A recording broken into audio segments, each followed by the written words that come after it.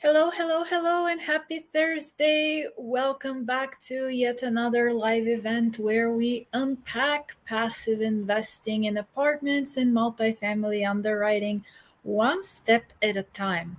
So, today I want to speak to the discounted cash flow model and a recent article on the topic that suggested that it may be a better fit versus utilizing the traditional NOI divided by cap rate model, which I found really, really interesting.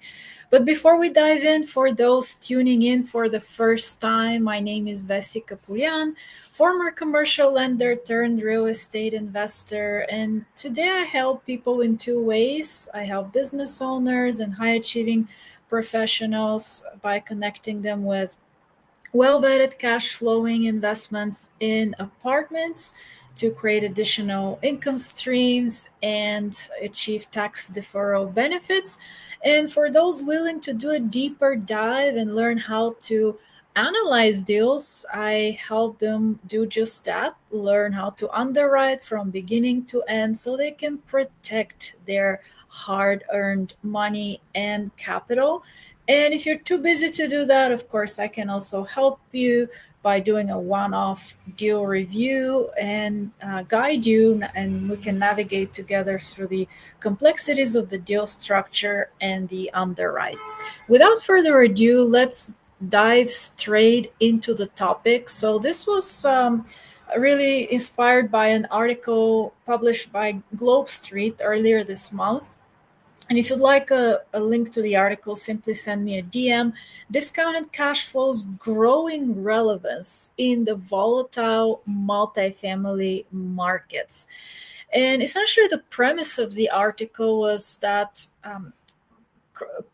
deriving the valuations of apartments by utilizing the discounted cash flow model may be better suited and more relevant versus picking arbitrary cap rates. And so, why would the cap rate be arbitrary? Part of the premise of the article was that there may be some emotion involved, and people or a potential buyer or operator may think that they may be able to do better, which is, of course, quite relevant and accurate because they have better systems, infrastructure. Perhaps they're local to the market and well established versus an out of state buyer who may or may not be as well informed about the intricacies of the local market, or perhaps may not have the same connectivity, which eventually translates into not only misalignment of information, but also operational efficiencies, or perhaps a buyer who may be getting a different debt structure. Although, again, in valuation,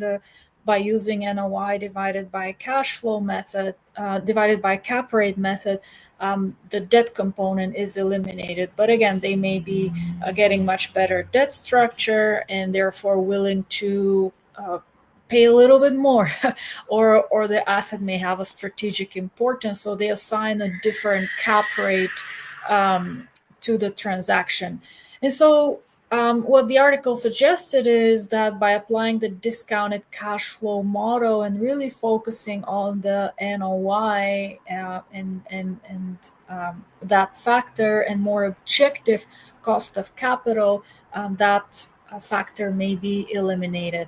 And so what exactly is the discounted cash flow model for those not familiar with it? It's actually quite commonly used in valuing cash flowing assets, not only by more institutional type of operators and buyers in the real estate space, but also in investment banking when valuing companies. That's pretty commonly used. It's very well known.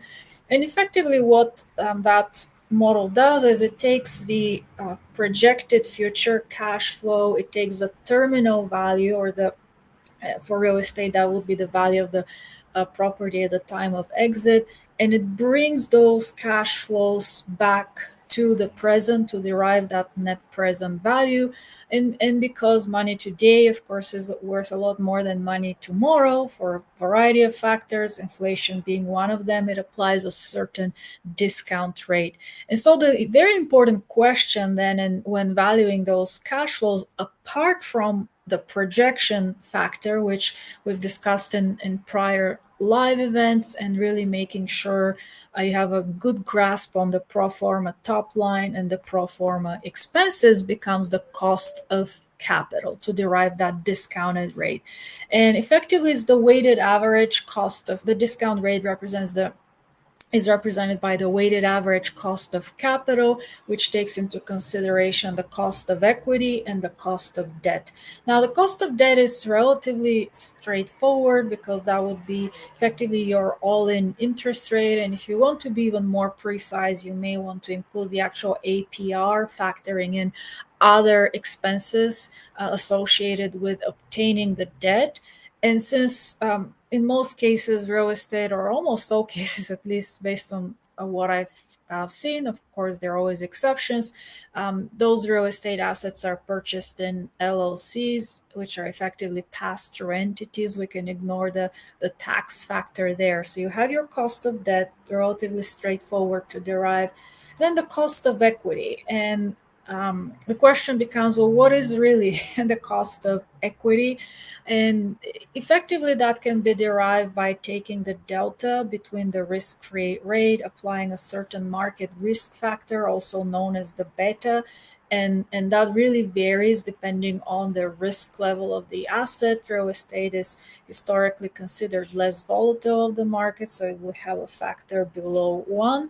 And then adding that the overall return on equity that you are seeing in the market. So for a real estate example, let's just say the average market return is 9% minus the risk-free rate of 4.5. That gives you a delta of about 4.5 times a beta of, let's just say, 0.8. Plus the market risk factor will give you the cost of equity, which comes in at around 8%, for example. Now, the complications arise because you could say, well, that's all great, but real estate is an illiquid asset, right? And oftentimes when you enter into syndications, those are 5 to 7 year hold projects. Effectively, you consider that money illiquid. So it would be appropriate to add an illiquidity premium to the cost of equity. And then depending on the type of project, right, if it has a different risk level, so a stabilized asset is less risky than a stable value add asset, which is less risky than a new development or construction asset. So all in all, when you add all of the illiquidity premium, which is around, say, 3% typically, again, there are different ways to derive that, which is why subjectivity, even in this scenario, is not completely isolated. And then when you add the risk factor premium, you arrive, so for a stable value add deal, around 14 to 15% as far as the cost of equity. And if that's your minimum required return from an IRR perspective, effectively you could also think of it in the context of, okay, if that's the discount rate I will apply to whereby these future discounted cash flows result in neutral or zero net present value, that's effectively what that asset is worth to me. So effectively, that's how you can back into it and calculate the cost of equity. I know I'm getting into probably a lot more detail than necessary, but all that to say that the argument that the article was making, right, that sometimes cap rates can be arbitrary, I could actually make that same argument for the discounted cash flow model, and not so much for the methodology of the discounted cash flow model, but rather the methodology for arriving at the weighted average cost of capital, and particularly the cost of equity component, because there are a lot of different factors there. With that said, it's always best, ideally, you would want to run a couple of scenarios, one with a traditional valuation method, one with a discounted cash flow method, and ultimately reconcile the different valuations depending on the level of detail that you have about the asset, the market, your risk tolerance, and your comfort level.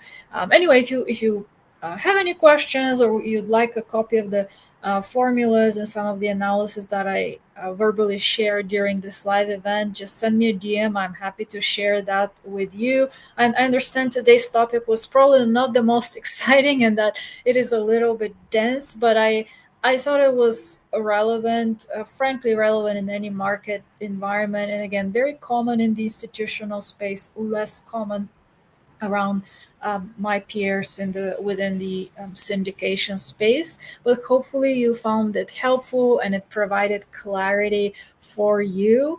And if you'd like to tune into future live events, stay abreast of additional tips, strategies, educational information, follow me on LinkedIn and YouTube, where I go live every Thursday once a week. I've had to adjust the schedule for the past couple of weeks due to some travel arrangements, but I will be back to the regular Thursday afternoon schedule very soon.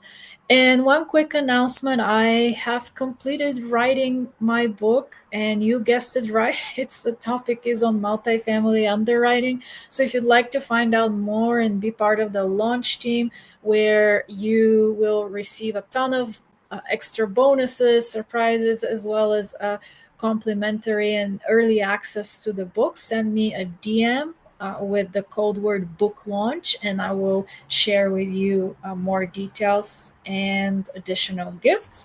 I wish you a blessed Thursday, and until next week, ciao.